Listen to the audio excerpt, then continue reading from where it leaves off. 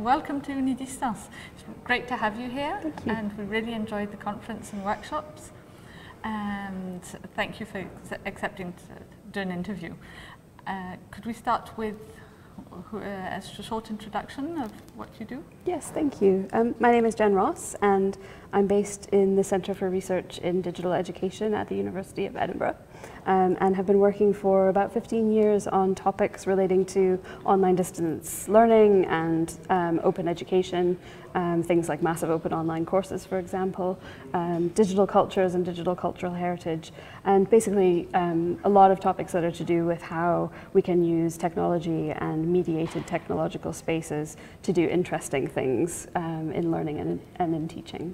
The last 2 years have been particularly difficult to create these online interactions. Zoom screens have remained black.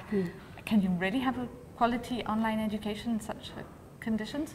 Yeah, I mean, I think we shouldn't probably draw too many lessons from the experiences of the last couple of years because things have been so difficult in the pandemic situation, and not, I think, ideal situations for designing really thoughtful online educational experiences. And actually what I've found, and what my colleagues and I have found over the years before that even, is that there are just really wonderful things that you can do in online spaces that really do generate a sense of community and contact and connection between students and teachers.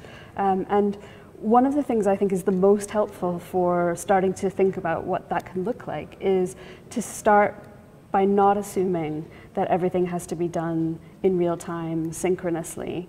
I think it's easy for us to assume that that is the way that it has to be because that's what we're used to in a lecture or in a seminar, in a kind of face-to-face encounter.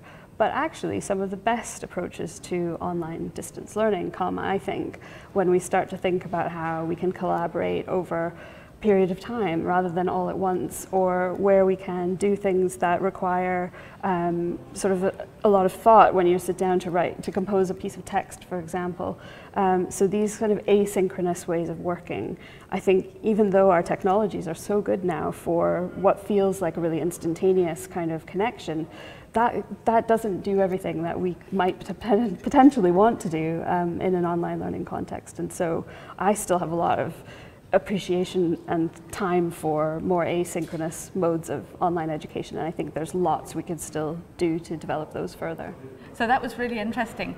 And in the talk you mentioned that FaceTime was overvalued. Yeah, so this is an idea that comes from the work that's actually talked about in this book, which is the Manifesto for Teaching Online book.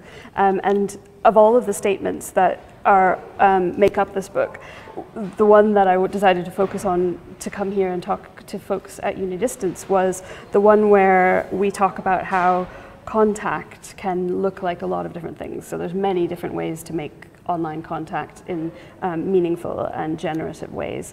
And that FaceTime, specifically video conference-based teaching and learning, is not all there is, and we should think beyond it when we're thinking about how to work productively with students in an online environment. And finally, what do you see as some of the challenges in digital education over the next 10 years?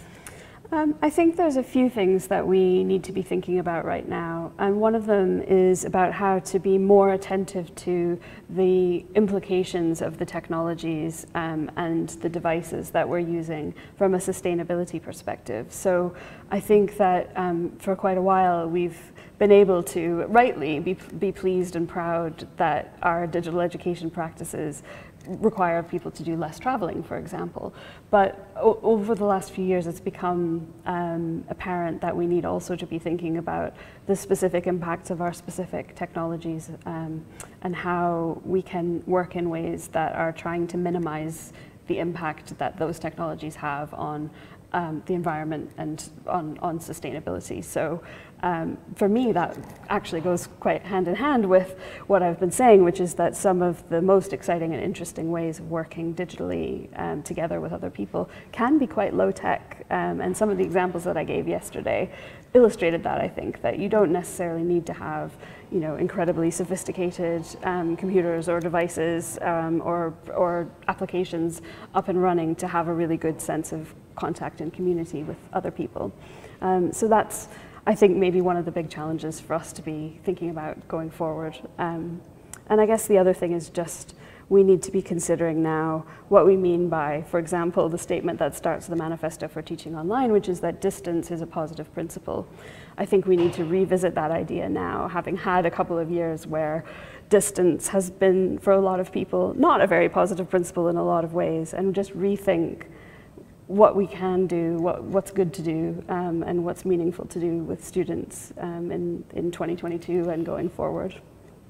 Right, thank you. That's definitely an agenda for Unidistance. We will be working on what's meaningful to do in the future. Yeah. And on the environmental side, that is one of our strategic paths. So we'll be working on that hopefully as well. Thank you very much, Jen. Good. Thank you so much, Henrietta.